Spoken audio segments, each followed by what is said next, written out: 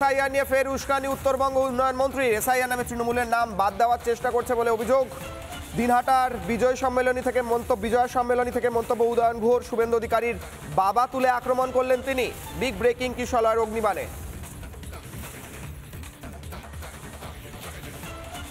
শুভেন্দু অধিকারীর বাবা তুলে আক্রমণ উদয়ন গুহর। উত্তরবঙ্গ উন্নয়ন মন্ত্রী উদয়ন গুহর হুমকি, বিজেপিকে ভোটে এজেন্ট না দিতে দেওয়ার হুমকি দিয়েছেন উদয়ন গুহ। কিশলয়ের অগ্নিবাণে বিগ ব্রেকিং। নির্বাচন সব কমিশন সেটাও বিজেপির কথা মতো চলছে।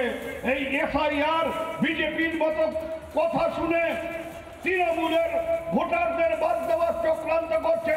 না হলে ওই যে কি অধিকারী, শুভেন্দু অধিকারী, ওর এত বড় হিম্মত হয় বলে যে পশ্চিম বাংলায় 1 কোটি মানুষের নাম ভোটার তালিকার থেকে বাদ যাবে।